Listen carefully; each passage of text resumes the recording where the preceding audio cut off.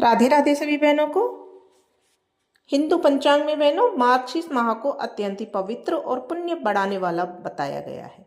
विशेष रूप से इस मास की पूर्णिमा तिथि को अत्यधिक शुभ और फलदायी माना जाता है। इस दिन गंगा सहित पवित्र नदियों में स्नान करने से ऊर्जा, सौभाग्य और आध्यात्मिक शुद्धि का लाभ मिलता है। मार्गशीर्ष पूर्णिमा धन भाग्य बढ़ाने और जीवन में सकारात्मकता लाने का उत्तम अवसर मानी जाती है।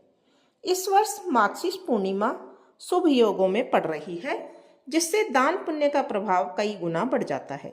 तो आइए जानते हैं मार्गशीर्ष पूर्णिमा की सही डेट, शुभ मुहूर्त और इस दिन करने योग्य कार्य। सबसे पहले तो हम सही डेट जान लेते हैं। तो वैदिक पंचांग के अनुसार मार्गशीर्ष पूर्णिमा की तिथि की शुरुआत 4 दिसंबर को सुबह 8:37 से होगी। वहीं 5 दिसंबर की सुबह 4:43 पर पूर्णिमा तिथि समाप्त हो जाएगी।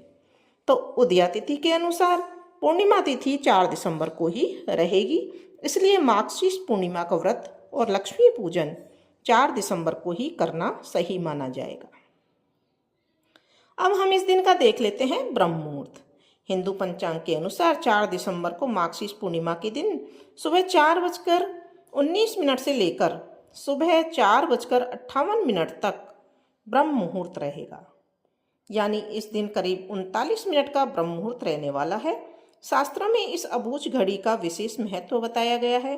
कहते हैं कि इस शुभ मुहूर्त में देवी लक्ष्मी की पूजा और दान धर्म आदि के कार्यों से बड़ा लाभ मिल सकता है। इस दिन ब्रह्म मुहूर्त में माँ लक्ष्मी के 5 दिव्य मंत्रों का जाप आपकी आर्थिक स्थिति को भी संवार सकता है। मार्गशीर्ष पूर्णिमा पर रवि योग भी पड़ रहा है। 4 दिसंबर को रवि योग सुबह 6:59 से दोपहर 2:54 तक रहने वाला है। इस शुभ योग में दान धर्म के कार्य करने वालों को बहुत लाभ मिलेगा।